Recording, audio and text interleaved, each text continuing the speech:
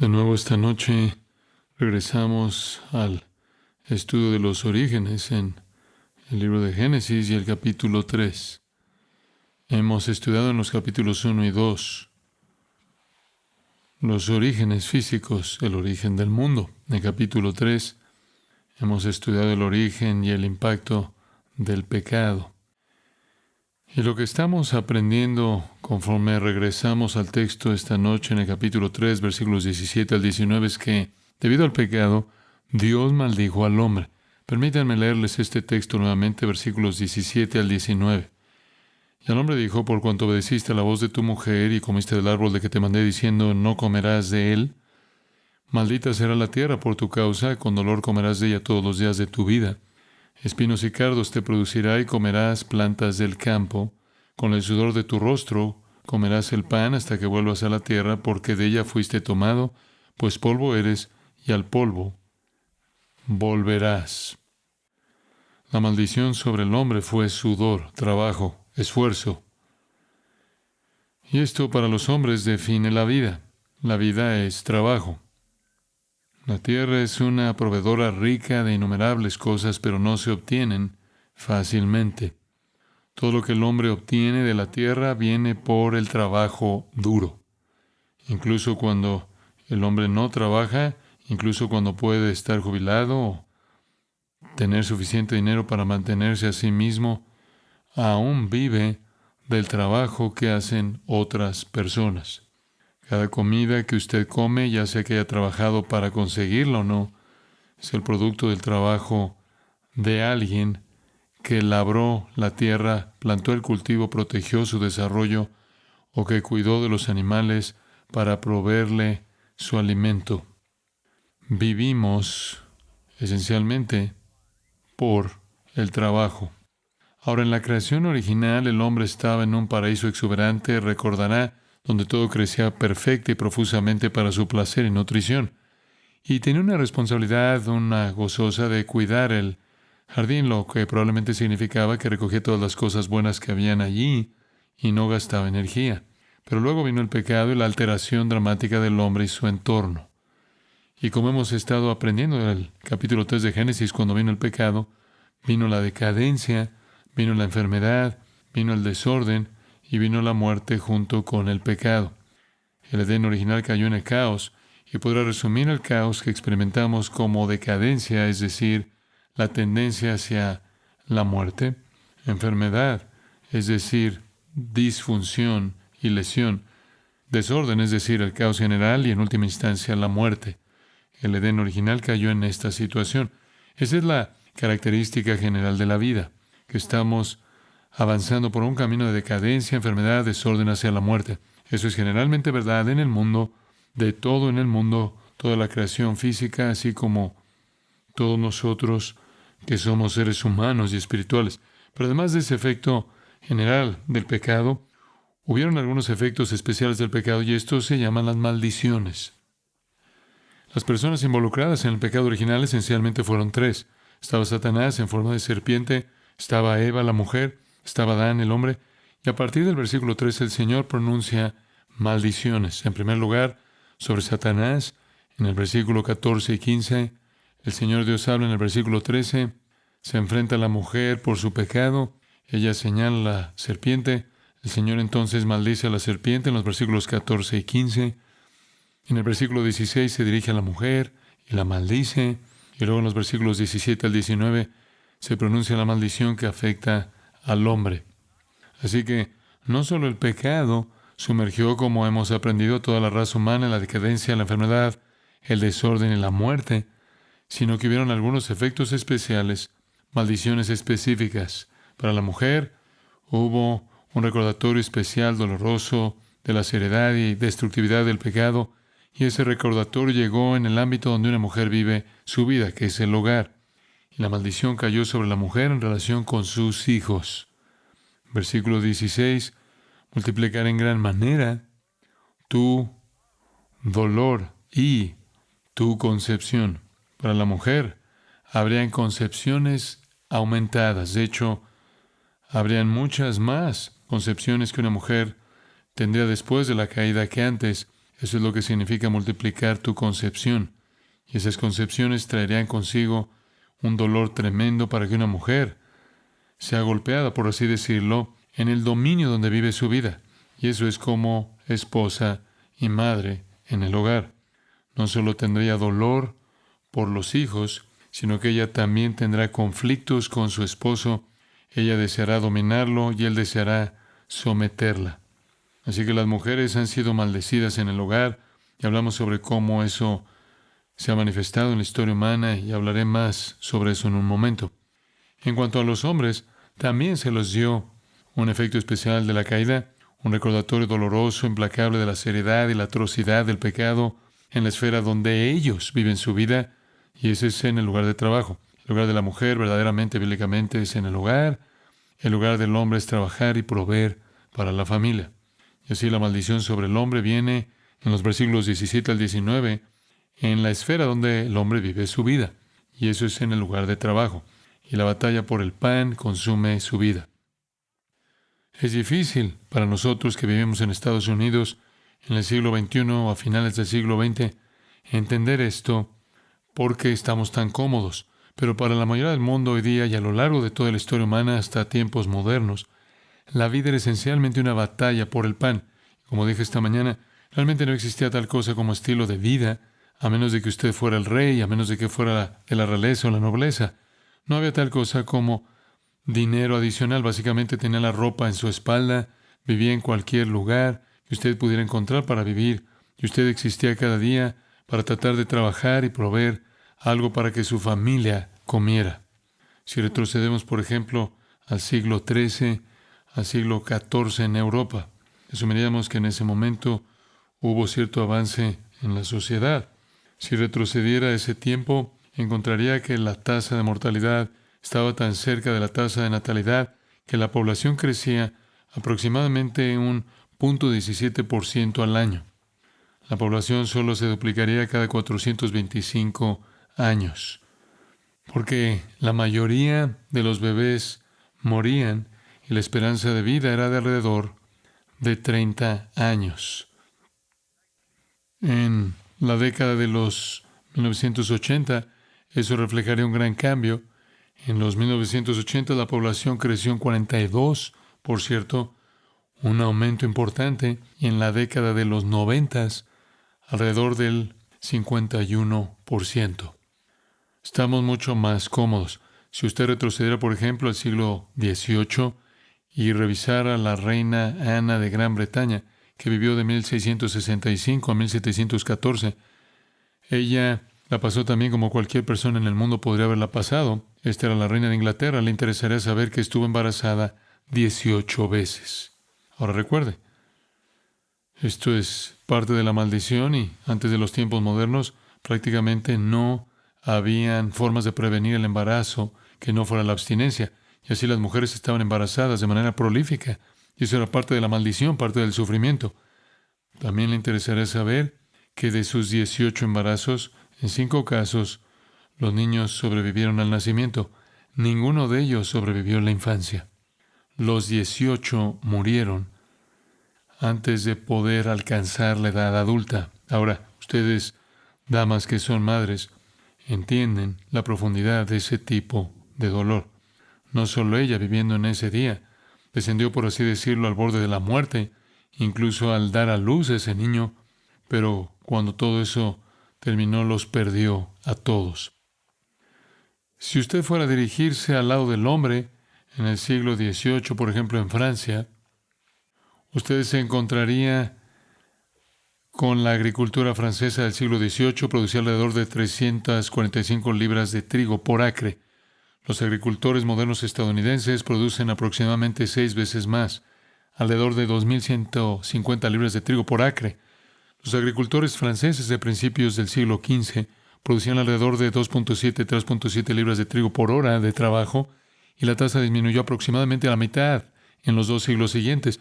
Los agricultores modernos estadounidenses producen alrededor de 850 libras por hora de trabajo, en comparación con las 2.7 libras, alrededor de 230 hasta 310 veces más que sus homólogos franceses.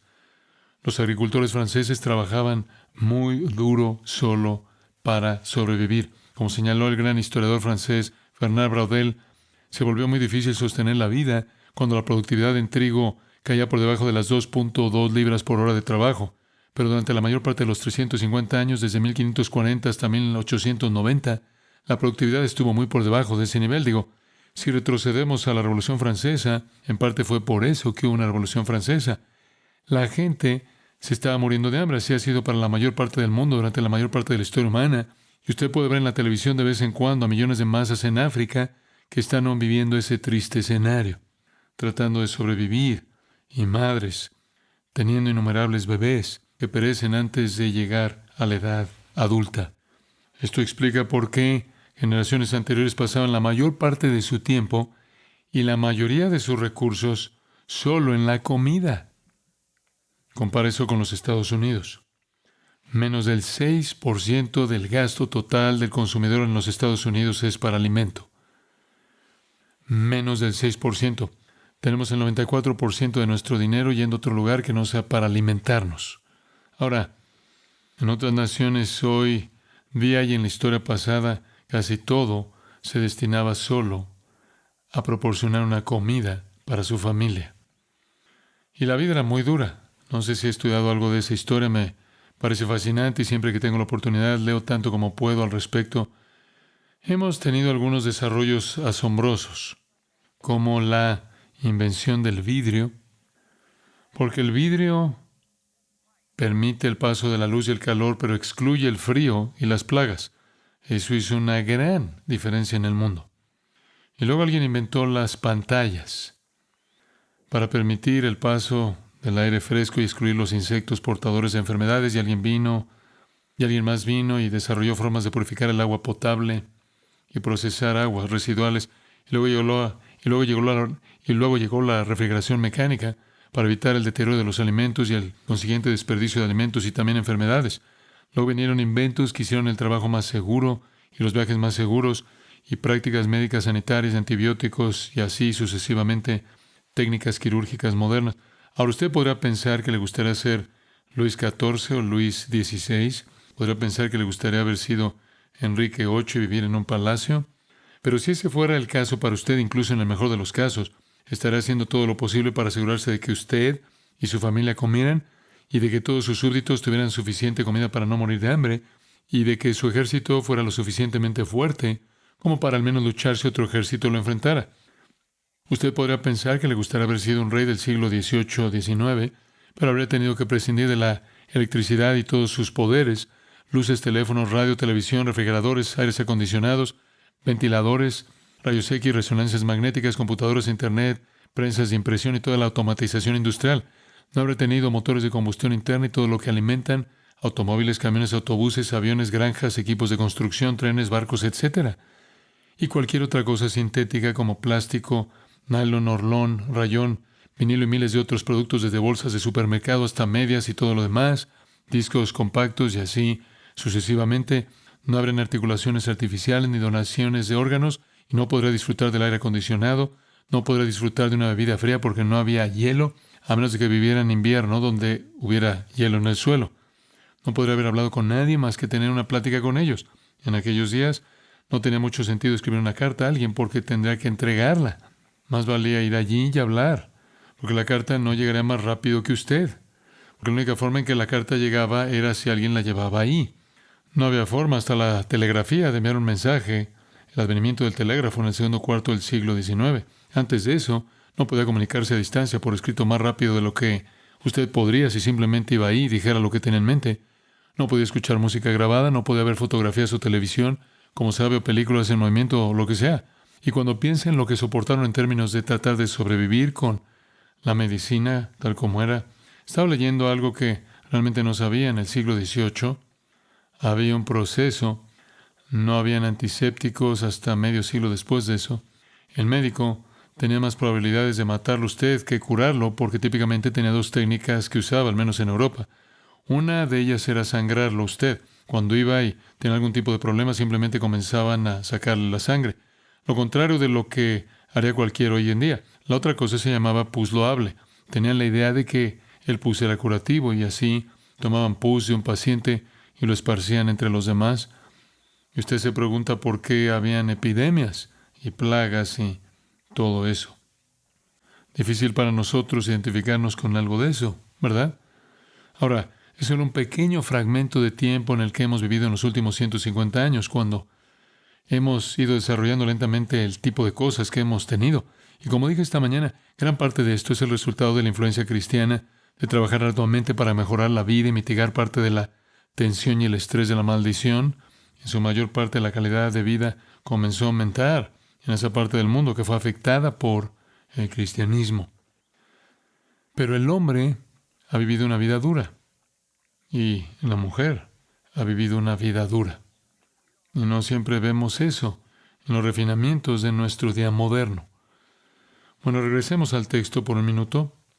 Esa fue solo un tipo de imagen general para presentar el punto. Al ver la maldición que vino sobre el hombre, mencioné 3 cosas que quería que viera: la causa, la maldición y las consecuencias. La causa está en el versículo 17. Dios le dice a Adán: por cuanto oíste la voz de tu mujer y comiste del árbol del cual te mandé diciendo no comerás de él, maldita sea la tierra. Así que la causa fue que Adán eligió hacer lo que su esposa quería en lugar de lo que Dios quería. Eso es todo. Escuchaste la voz de tu esposa. Eso es todo lo que Dios tiene que decir al respecto. No creo que usted pueda ir más allá de eso, porque es todo lo que tenemos en el texto. No hay engaño, no hay ignorancia, no hay confusión, no hay sutilezas. Tiene usted una elección premeditada y deliberada de seguir el deseo de su esposa y desobedecer a Dios. Ella comió, quería que Adán comiera. Adán dice: haré lo que tú quieras en lugar de lo que Dios mandó. Es así de simple. Escuchó la voz de su esposa. No nos dice cuál era su motivación, pero puede decirle cuál era. Le preocupaba más lo que ella quería de lo que Dios quería, ¿verdad? Obviamente. Él pensó que ella tenía una mejor idea de los beneficios que Dios. Se dejó llevar por el deseo de ella, porque creía que era importante para ella y que le traería algún beneficio a él. Por eso lo hizo. Y la pena fue muerte. Atrás en el capítulo 2, versículo 17, Dios había dicho: si comes del fruto del árbol del conocimiento del bien y del mal, morirás. Y merecían morir entonces, y ahí el principio de la muerte estaba operando inmediatamente en sus vidas. Pero Dios les mostró gracia y no murieron. Y como veremos en el próximo texto, incluso se les dio la oportunidad de liberación, de salvación. Pero hubo una maldición seria aquí. La mujer debía dar a luz hijos, múltiples hijos. Ahora, la reina Ana solo vivió unas pocas décadas y tuvo 18 embarazos. No sabemos cuánto tiempo vivió Eva, pero Adán vivió 930 años. Y Eva debe haber vivido cientos y cientos de años. Será casi imposible calcular la cantidad de embarazos que ella tuvo en esa cantidad de tiempo. Así que hay gracia en el hecho de que no mueran en ese momento, pero también hay una maldición muy, muy seria pronunciada sobre una mujer que va a tener el dolor del parto y el dolor de una lucha con su esposo, y va a durar casi 1 milenio. Y luego está Adán, que tiene que salir y trabajar la tierra, y dice en el versículo 17, todos los días de tu vida, y él vivió 930 años. Entonces hay misericordia y gracia mezcladas con esta maldición seria. Y cerré la última vez simplemente planteando la pregunta que algunas personas hacen, ya sabe: ¿por qué Dios es tan severo? ¿Por qué Dios deja que la gente muera? ¿Por qué Dios destruye a la gente? ¿Por qué Dios permite desastres? ¿Por qué Dios permite la muerte? ¿Por qué Dios permite la enfermedad? Etcétera. Esa realmente no es la pregunta. La pregunta es: ¿por qué Dios deja vivir a cualquier pecador? Digo, todos merecemos morir, porque eso es lo que hace el pecado, mata. La pregunta no es ¿por qué Dios permite que sucedan todas las cosas malas? La pregunta es ¿por qué Dios detiene las cosas malas que deberían suceder y nos da gracia? ¿Verdad? Esa es la pregunta. La gente sigue hablando de esa pequeña pregunta: ¿por qué le suceden cosas malas a la gente buena? ¿Conoce la respuesta a eso? No sucede. Las cosas malas no le suceden a la gente buena. Dice usted: ¿qué quieres decir? No hay gente buena. ¿Entiende eso? Las cosas malas le suceden a la gente mala. O mejor dicho, podremos decir que las cosas malas le suceden a la gente, porque la gente es mala y merecedora de la muerte. Y la misericordia y gracia de Dios les permite vivir. Y según Romanos 2, 1 al 4, la bondad de Dios que le permite a usted vivir está diseñada para llevarlo al arrepentimiento. Aquí está Eva. Quién sabe cuántos embarazos tiene en los cientos de años que vive las otras mujeres en ese tiempo. Aquí está Adán, luchando en el campo, produciendo alimento durante casi un milenio. Qué recordatorios incesantes se enfrentaron durante cientos de años sobre la gravedad del pecado. Esa maldición los llevó al reconocimiento de su pecaminosidad y cuán grave era y a la salvación que Dios ofrece al pecador. Así que esa es la causa. En segundo lugar está la maldición. Y comenzamos a ver eso en el versículo 17. Maldita sea la tierra por tu causa. La maldición no cae realmente sobre la mujer en el versículo 14 y 15. Realmente no cae, o más bien en el versículo 16. Realmente no cae sobre el hombre aquí, cae sobre la esfera. La maldición llega a la mujer indirectamente a través del parto y a través de su relación con su esposo. Y llega al hombre indirectamente a través de la tierra. Maldita será la tierra por tu causa. Como dije la última vez, el rey de la tierra, el hombre, se convierte en el esclavo de la suciedad. La suciedad se convierte en su amo. Anteriormente rica, próspera, tierra nutritiva, será el enemigo del hombre y él tendrá que luchar para obtener lo que le dará para sobrevivir. Con dolor comerás de ella, pero no simplemente al ir de manera relajada, paseando por el paraíso, recogiendo lo que quieras. Va a requerir un esfuerzo tremendo. Y más adelante, abajo en el versículo 23, dice que más tarde, por supuesto, leemos que el Señor envió a la pareja fuera del Edén para cultivar la tierra de la que fue tomado, y eso es lo que Adán tuvo que hacer el resto de su vida. Todo el trabajo humano está en vista aquí. Todo el aspecto de trabajar, de simplemente gastar energía, la batalla por el pan. Todo el trabajo humano, no solo el trabajo agrícola o la agricultura. Esta es la esfera de la vida del hombre y será así, fin del versículo 17, todos los días de tu vida. No es posible para un hombre caído pecador vivir en un mundo perfecto. Él tiene que vivir en un mundo igualmente caído, que produce sus riquezas con renuencia, y esto le recordaría, su pecado le recordaría la carga que lleva en su espalda por desobedecer a Dios, y hará que la salvación le resultara atractiva mientras lucha en la miseria de su trabajo. Y si va, como hicimos la última vez, Eclesiastés, escucha hablar al hombre secular, él dice, todo es vanidad, vanidad, vanidad, es una palabra para vacío, nada. Vas a trabajar y trabajas, y luego te despiertas a la mañana siguiente y vuelves a trabajar y trabajas toda tu vida y luego mueres, y todo lo que ganaste se lo dejas a alguien más. Esto es vanidad de vanidades. La vida adquiere esta misma ciclicidad, esta insipidez, esta falta de satisfacción, esta falta de sentido. Recuerdo haber leído en una de las obras de Arthur Miller hace años que él tenía un personaje principal sentado en una mesa frente a su esposa. El personaje principal dice que la vida se había deteriorado para ellos en una discusión sobre cuántas millas hacían o cubrían con su Volkswagen. Es la realidad inane de una vida vacía. El hombre trabaja toda su vida, ¿para qué? Su trabajo le cuesta su vida porque se desgasta en el trabajo. Este es el tema de gran parte de Eclesiastés, capítulo 2, y también de los capítulos 3 y 4, y se menciona en el capítulo 6. Ahora, esto lleva a la pregunta, claro, que estamos tratando de responder al crear una manera de pensar cristiana que está mal en el mundo. ¿Por qué la gente es como es? ¿Por qué la vida es como es? ¿Por qué el trabajo es como es? La respuesta es porque esta es la maldición que Dios puso sobre ella. La vida es difícil porque Dios la hizo así.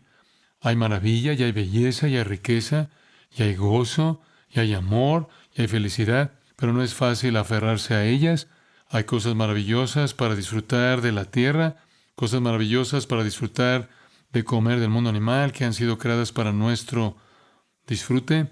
Tenemos muchas bellezas para disfrutar en el mundo, pero nos brinda esas cosas a un gran costo conforme trabajamos nuestra vida entera para producir esas cosas, o alguien trabaja para proporcionarlas para nosotros. Entonces, ¿qué está mal en el mundo? ¿Qué está mal en el hogar? ¿Por qué es el hogar un campo de batalla? Porque ahí es donde cayó la maldición. La mujer en el hogar siente el impacto del pecado en su relación con sus hijos, que tienen el potencial de romperle el corazón, de aplastarla físicamente, y también siente el peso de la maldición en su relación con su esposo, con quien lucha de por vida. El hombre siente la maldición en el lugar de trabajo, siente el impacto del pecado en la tierra, conforme trabaja toda su vida, para que pueda producir lo necesario para sobrevivir y proveer para su familia. Y todo esto es para ayudar a la mujer y al hombre a ver qué hace el pecado y luego hacer que anhelen una vida mejor, anhelen una mejor situación, anhelen mejores circunstancias, anhelen la liberación. Se dan más detalles de esta maldición en el versículo 18. Espinos y cardos te producirá, y comerás plantas del campo. Ahora, él dice que la tierra está maldita. La única forma en que vas a obtener algo de ella que puedas comer es al trabajar. Eso no significa que nada crecerá en la tierra. Usted y yo sabemos lo que crece allí muy bien. Sin cultivo y sin atención alguna, y son espinas y cardos. Por sí sola, sin ayuda del hombre. ¿Usted sabe cómo funciona eso? Usted despeja mucho, lo prepara tal vez para construir una casa, por alguna razón no construye la casa, 6 meses después regresa y tiene una jungla de malezas, no comestibles, no nutritivas, tóxicas, insípidas o desagradables. La tierra, cuando se deja a sí misma, producirá, pero no producirá el alimento rico del Edén, producirá espinas y cardos, no comestibles, hierbas malas, nocivas, que no proporcionan sustento para el hombre. Esto, por cierto, si regresa al capítulo 2, por un momento, versículo 5, en la creación original no había arbusto del campo en la tierra y ninguna planta del campo había brotado todavía. En la creación original usted tenía plantas y tenía árboles. Capítulo 1 deja eso muy claro. Las plantas son identificadas como creadas por Dios en los versículos 11 y 12, y también los árboles. Pero habían plantas y árboles, pero no había, según el capítulo 2, versículo 5, lo que se traduce como arbustos del campo y plantas del campo. Le dije cuando cubrimos el versículo 5 del capítulo 2, no Siag del campo y no Eseb del campo. Eseb sería cebada y trigo y avena. Esos son cultivos planeados. No habían cultivos planeados en la creación original porque no necesitaba hacer eso. Y Siag son espinas y cardos. No habían hierbas malas en el Edén original. Usted no tenía que tener cultivos planeados y usted no tenía ninguna hierba mala. Usted tenía el florecimiento natural de la tierra, produciendo todo tipo de alimentos, sin cultivos, como los conocemos ahora, que producen harina, y de eso hacemos pan. Y no había siag, no habían hierbas malas que crecen profusamente ahora. Y también menciona en el capítulo 2, versículo 5, que la lluvia contribuye a eso, como bien sabemos. Tome un pedazo de tierra vacante, no le haga nada, solo espere, deje que llueva y tendrá un campo floreciente lleno de hierbas malas. ¿Cómo sucede eso? Dos cosas contribuyen a la dispersión de semillas: el viento y los pájaros. Primordialmente el viento y los pájaros. El viento sopla la semilla, por eso incluso cuando pone un nuevo jardín en su casa, un nuevo césped, encuentra algunas cosas extrañas creciendo en él. Eso es depositado allí por pájaros que en otro lugar comieron la semilla y volaron sobre su patio y la depositaron. Los pájaros están involucrados en la dispersión de semillas y también lo está el viento, y se mueven por la tierra y dispersan estas espinas y cardos. Esto significa que mientras que el hombre tiene que cultivar la tierra para empezar, tiene que desarrollar el Eseb, tiene que desarrollar los cultivos, tiene que ponerlos en la tierra cuidadosamente, tiene que cuidar del suelo para protegerlos. En el momento en que está haciendo todo eso, todo su trabajo se lleva a cabo. Tiene que luchar al mismo tiempo contra la inclinación natural de la tierra, a desarrollar todas las hierbas malas que se están dispersando por todo ese campo en esas formas naturales. Así que por eso hay una batalla en la vida del hombre conforme intenta obtener su alimento. Así que las espinas y cardos crecerán y comerás las plantas del campo. Vas a tener el Ezeb, los cultivos estarán allí, pero no será fácil debido a la presencia de las espinas y los cardos. Y así es como va la agricultura. Así es, ahora en tiempos modernos hemos inventado todo tipo de químicos para lidiar con este tipo de hierbas malas y todos nos preocupamos por lo que eso nos está haciendo, ¿verdad? Conforme ingerimos los químicos que están destinados a las hierbas malas. Bueno, eso es todo por la maldición. La consecuencia viene en el versículo 19. La consecuencia, así es como va a ser.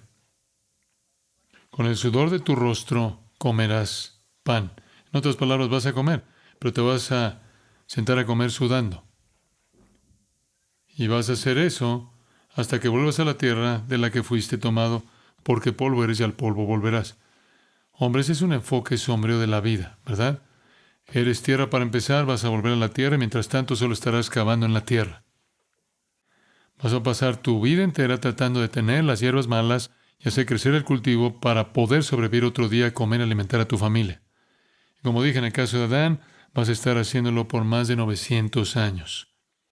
¿Cree usted que está cansado de ir al mismo trabajo durante 20, 30?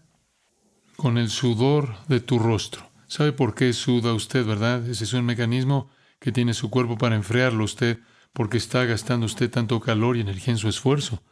El sudor es una forma maravillosa en la que su cuerpo se enfría. Sale en un día caluroso y en el sur de California hace calor y está trabajando duro y empieza a sudar, está trabajando tan duro y luego de repente se da cuenta de lo beneficioso que es cuando llega una brisa y tiene ese maravilloso aire acondicionado natural. Es la forma en que Dios lo enfría a usted en medio del calor del trabajo. Así es como va a ser en la vida. Trabajo duro. Va a trabajar toda su vida y va a comer pan.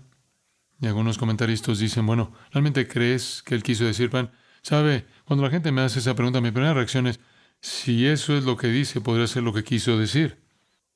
Pero no queremos limitarlo necesariamente a eso. Podría ser pasta, porque la pasta está hecha de granos. Podrían ser pasteles de arroz, podría ser cualquier tipo de alimento, pero creo que ciertamente es para todas las sociedades y culturas a lo largo del tiempo. ¿Cuál es el sustento de la vida? El pan, es el pan. Es muy bíblico comer pan, el sustento universal de la vida y se extiende de eso, por supuesto, para significar toda la comida que es proporcionada por la vegetación y en ese momento no se comen animales. Eso vendrá más tarde como veremos. Pero en este caso era todo lo que la tierra produciría, así que el hombre está representado, va a obtener su comida de la tierra, va a obtener su pan de la tierra, pero cuando se siente a comer estará sudando y luego tendrá que volver y hacer lo mismo al día siguiente. De hecho, seguirá haciéndolo hasta que regrese a la tierra. Eso simplemente significa la muerte, hasta que muere y regrese a la tierra. Cuando las personas mueren, sus cuerpos se descomponen como todos los organismos vivos. El trabajo nos pasa factura a todos, realmente lo hace. Trabajamos hasta los 60 o 65 años y luego nos retiramos. Y pensamos en eso como una misericordia, pero incluso en nuestra jubilación, alguien más, como dije antes, está trabajando furiosamente para proporcionar todo lo que obtenemos en nuestros años de ocio. Alguien está involucrado en la batalla por el pan todos los días de nuestras vidas. Y durante la mayor parte de nuestras vidas estamos involucrados en eso. Así que, como dije, la mayoría de las personas en el mundo, durante la mayor parte de la historia humana, estaban luchando simplemente por conseguir la próxima comida solo para sobrevivir.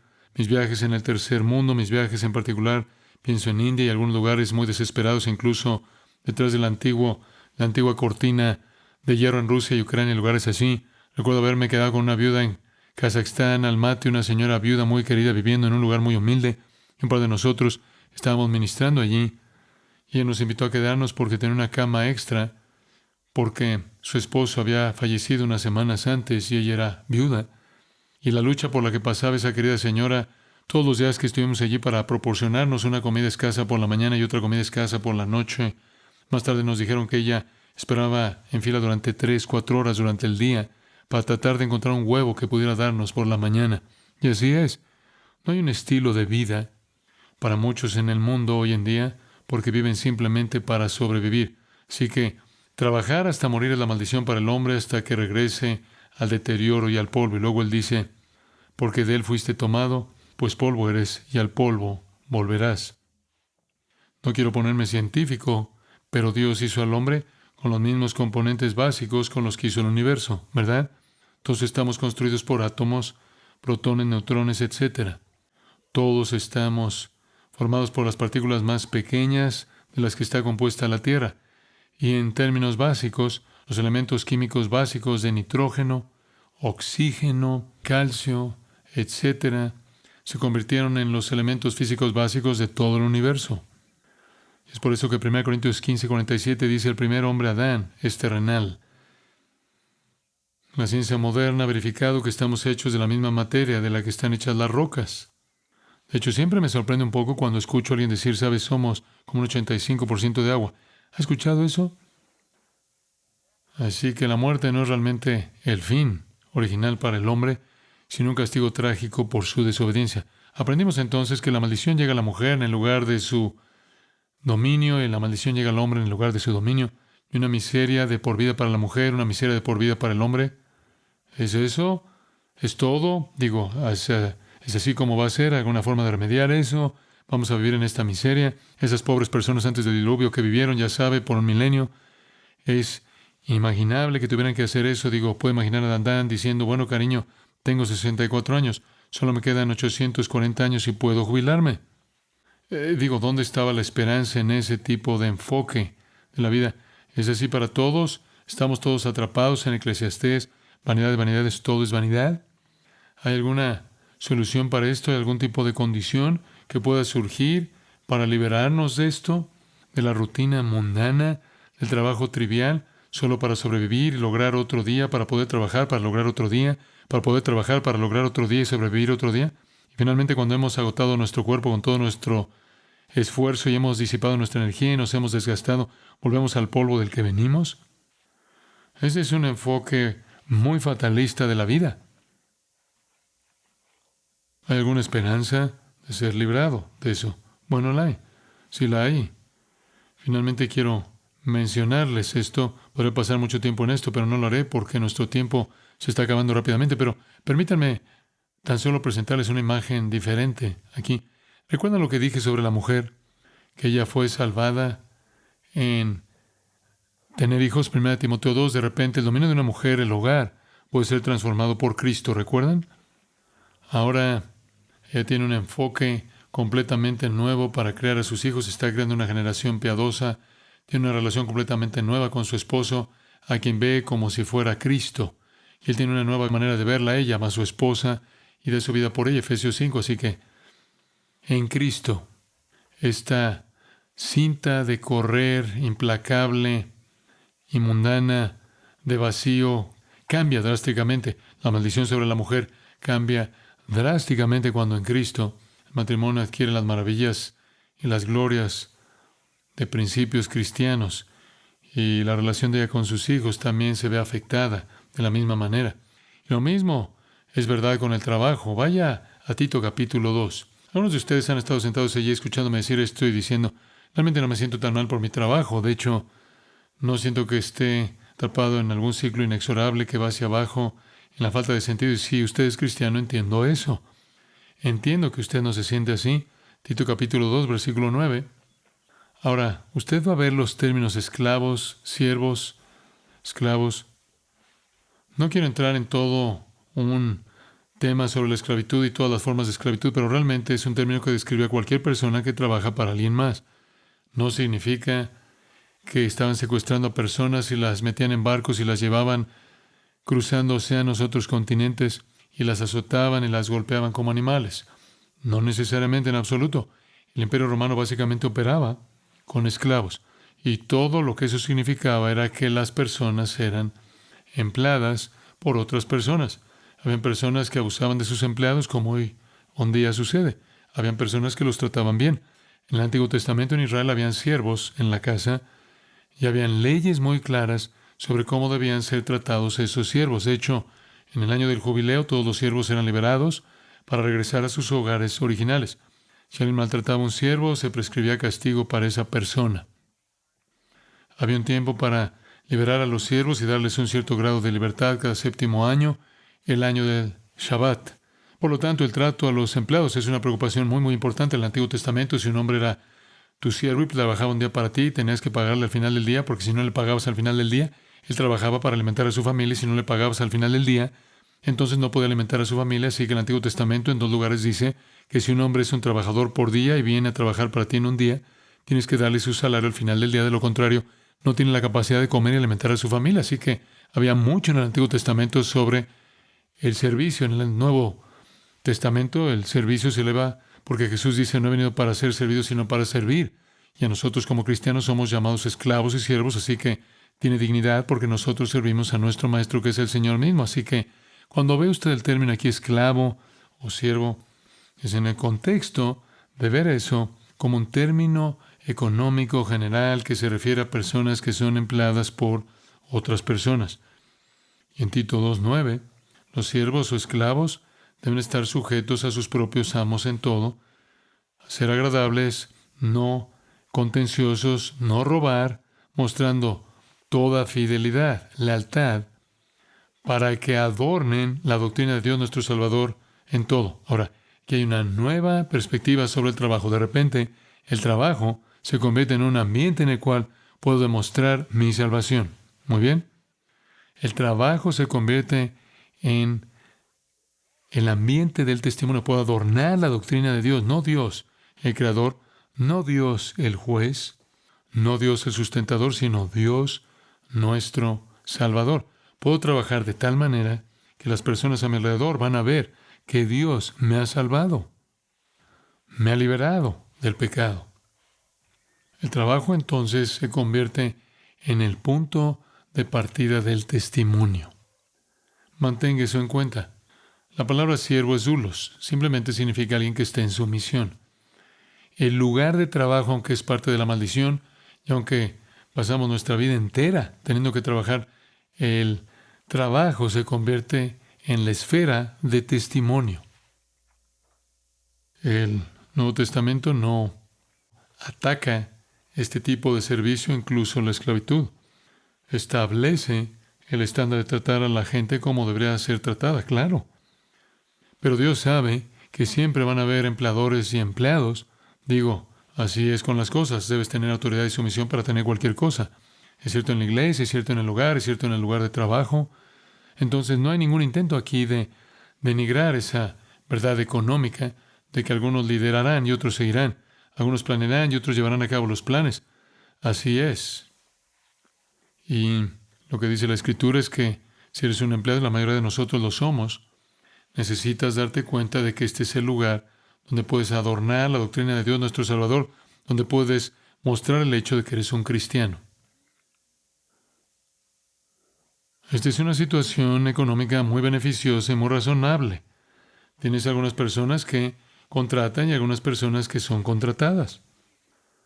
Solo hablar de ello como un esclavo, un siervo, no significa necesariamente que esté lleno de todas las terribles injusticias y abusos que usted podría asociar con algún tipo de secuestro de personas y enviarlas y tratarlas como si fueran animales. Así no era. De hecho, incluso en el Antiguo Testamento, muchos de los esclavos voluntariamente, cuando se les daba su libertad, la rechazaban, y cuando hacían eso, tomaban su oreja y la pegaban contra una pared y le clavaban un pico para perforarla, y esa era una forma en la que un siervo podía decir: me he entregado a mi amo de por vida. Ese es el lenguaje, por cierto, que se usa en Hebreos para hablar de Cristo. En el texto donde dice un cuerpo me has preparado, el original en realidad dice mi oreja está perforada. Cristo está diciendo: yo soy un siervo voluntario de mi Padre. Le doy mi vida voluntariamente. Así que la Escritura usa la servidumbre como un tema apropiado para el empleo, así como una analogía espiritual. Y se convierte entonces en la esfera de nuestro testimonio. Qué gran oportunidad es esa. Ahora, vaya por un momento, si es tan amable, a Colosenses capítulo 3. Colosenses capítulo 3 es un paralelo a Efesios 5 y 6. Pero en Colosenses capítulo 3 hay una sección conocida abajo en el versículo 22, para el punto principal, que necesitamos siervos, nuevamente siervos empleados, Obedeced a vuestros amos terrenales en todo, no con servicio externo. Lo que eso significa es no hacer lo que deberías hacer cuando te están viendo, cuando te están observando. Leí una historia divertida esta semana sobre un misionero que fue a alguna tribu primitiva y eran lo que podrías llamar recolectores. No cultivaban nada, solo recogían cosas de los árboles y mataban animales salvajes. Y él quería enseñarles cómo plantar un cultivo, así que limpió algo del terreno e intentó enseñarles cómo plantar el cultivo. Bueno, le preocupaba que iba a llevar una tremenda cantidad de trabajo para realmente producir el cultivo y tuvo que irse. Sucedió, según la historia, que tuvo un accidente en la infancia, perdió un ojo, tenía un ojo de cristal. Bueno, nadie en esa tribu había visto nunca un ojo de cristal. Tuvo que estar ausente durante unas 3 semanas. Tenía miedo de que el cultivo que habían preparado pereciera en el tiempo que estuvo ausente, así que tuvo una idea brillante. Puso un poste justo al lado del campo, sacó su ojo de cristal y lo puso en el poste y dijo al irse: los estaré observando todo el tiempo que esté ausente. Cuando regresó, habían sido muy diligentes en cuidar de su campo. No es el servicio al ojo lo que el Señor busca, no es ese servicio externo, se llama servicio de ojos en algunas traducciones. Él dice esto, no con servicio externo, servicio de ojos, como los que simplemente complacen a los hombres, sino con sinceridad de corazón, temiendo al Señor. Deme otra palabra para temer al Señor. Temor, respeto, honra, reverencia. ¿Qué tal adoración? Aquí hay una nueva dimensión del trabajo. El trabajo es la esfera de nuestro testimonio, el trabajo es la esfera de nuestra adoración. De repente, como cristiano, todo el mundo laboral adquiere una perspectiva diferente. Ahora se convierte en el ámbito del testimonio y el ámbito de la adoración. Dice usted, ¿qué quieres decir con la esfera de la adoración? Simplemente esto, que cuando hago mi trabajo, lo mejor que puedo ofrecer ese esfuerzo a Dios como un acto de adoración. Eso es lo que dice. Versículo 23. Todo lo que hagáis, hacedlo de corazón. Conduce un camión, enseña en la escuela, escarba hoyos, instala plomería, es un trabajador de la construcción, vende seguros, lo que sea. Haga su trabajo de corazón como para el Señor y no para los hombres. Y luego versículo 24, sabiendo que del Señor recibiréis, ¿qué? La recompensa de la herencia. Se convierte en la esfera de su testimonio, la esfera de su adoración y la esfera de su recompensa eterna. Eso cambia todo. Eso no es vanidad, vanidad, todo es vanidad de Eclesiastés, ¿verdad? Eso es muy diferente. Y así, a través de la salvación, la maldición es mitigada, como fue en el caso de la mujer, que ahora tiene una relación con su esposo, que es como la de Cristo y la iglesia, y una relación con sus hijos, que es una de piedad, y en la que está produciendo ella hijos justos, y de repente lo que era un punto de dolor se convierte en un punto de gozo, y para el hombre la lucha mundana, rutinaria de toda la vida del trabajo se convierte para él en la esfera del testimonio, la esfera de la adoración y la esfera de la recompensa. Entonces, como cristiano, usted va a trabajar, hace lo que tiene que hacer, hará el campo, sea lo que sea ese campo para usted. Usted hace ese trabajo y lo hace como para el Señor mismo. Sabiendo, versículo 24, que del Señor recibiréis la recompensa de la herencia. Y luego esta última declaración en el versículo 24, es al Señor Cristo a quien servís. ¡Qué gran declaración! ¡Qué gran declaración! Dice usted, ¿quieres decir? Pensé que eso era verdad solo para los predicadores. Lo es, pero no solo para los predicadores. Eso es cierto para los conductores de autobús, maestros de escuela, abogados, médicos. Cualquier persona, sea lo que sea que haga usted. Trabaje en una oficina como secretaria o empleado. Trabaje como juez, o trabaje como policía, o trabaje como bombero, o lo que sea que usted haga. Dice que usted sirve al Señor. Es al Señor Cristo a quien servís. Ahora de repente es algo completamente diferente. Estoy adornando la doctrina de Dios por el bien del testimonio. Estoy haciendo lo mejor posible y ofreciéndoselo al Señor como un acto de adoración. Y estoy, de hecho, acumulando una recompensa eterna que el Señor me dará cuando mi herencia es presentada. Vaya a Efesios capítulo 6. Vaya a Efesios 6, 5 al 8, porque este es un paralelo. Comienza en ese pasaje de Efesios 5 hablando sobre el matrimonio y todo, y entra en el capítulo 6, versículo 5, siervos de nuevo, o siervos o empleados, obedeced a aquellos que son vuestros amos según la carne, con temor y temblor, con sinceridad de corazón. Me encanta esto, como a Cristo. Hombre, qué afirmación. Ahora, usted no podría tenerlo de manera más clara que eso. Usted literalmente está sirviendo a Cristo. Nuevamente, no por medio de la vista o el servicio externo para agradar a los hombres, sino como siervos de Cristo, haciendo la voluntad de Dios desde el corazón. ¿Y cuál es la voluntad de Dios? La voluntad de Dios es que usted sea el mejor empleado que puede ser, que trabaje duro, que dé un día completo de trabajo por un día completo de salario. Versículo 7, de buena voluntad, sirviendo al Señor y no a los hombres, sabiendo que cualquier cosa buena que cada uno haga, esto lo recibirá de regreso del Señor. Sabe, a veces piensa que no le pagan lo suficiente, ¿no es verdad? No gana lo suficiente, no lo valoren usted. Alguien se adelantó la semana pasada, no le gusta eso. Ellos no entienden lo valioso que usted es. Ellos no saben que si se fuera, la empresa se vendría abajo. Ellos no saben eso.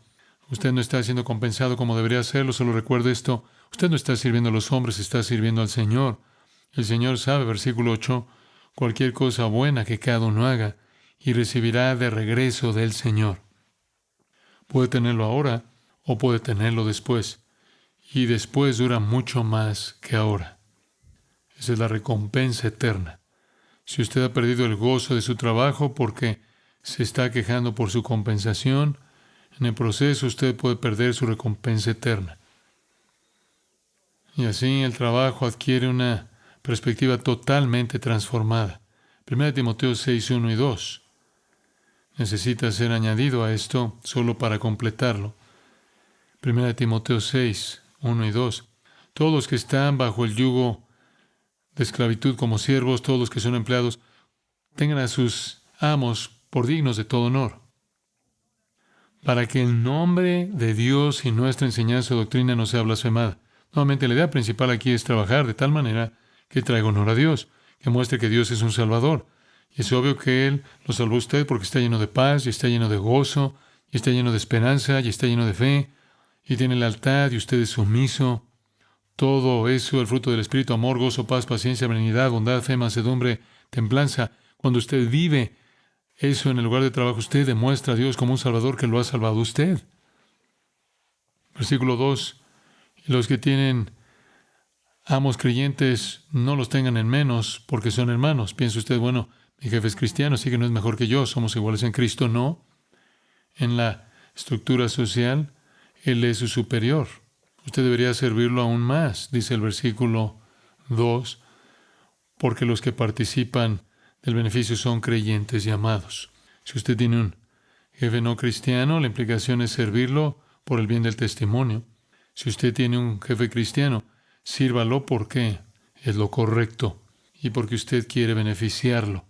Y usted está dispuesto a hacer todos los sacrificios necesarios por aquel que es su hermano amado. Entonces, ¿qué vemos en todos esos pasajes? Bueno, vemos que el trabajo adquiere una perspectiva completamente diferente de esa perspectiva, digamos, de maldición. Y decimos nuevamente que cuando usted tiene a Dios pronunciando maldiciones, las maldiciones son mitigadas en Cristo. Cuando usted trabaja en Cristo, usted trabaja con sumisión, usted trabaja con excelencia, usted trabaja con respeto, usted trabaja con honestidad, usted trabaja con lealtad, y lo hace por el bien del testimonio, lo hace por el bien de la adoración, y lo hace por el bien de la recompensa eterna. De esa manera, usted encuentra en su trabajo no ese ciclo triste de falta de sentido, sino el gozo de hacer algo tan eternamente significativo. Bueno, eso es suficiente para esta noche. Oremos. Te agradecemos, Padre, que cuando salvas a pecadores, tú redimes su trabajo, y tú redimes sus matrimonios, y tú redimes sus hogares. para que el lugar de trabajo se convierta en el lugar de testimonio, el lugar de la adoración y el lugar de la recompensa. Cuán maravilloso es que realmente estamos liberados del impacto total de la maldición en Cristo. Y nuestros hogares se convierten en un pedacito del cielo en la tierra y el lugar de trabajo adquiere un significado completamente nuevo y satisfactorio para nosotros.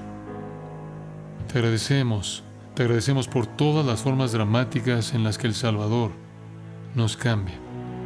Y te bendecimos y te alabamos por tu gracia, en su nombre. Amén.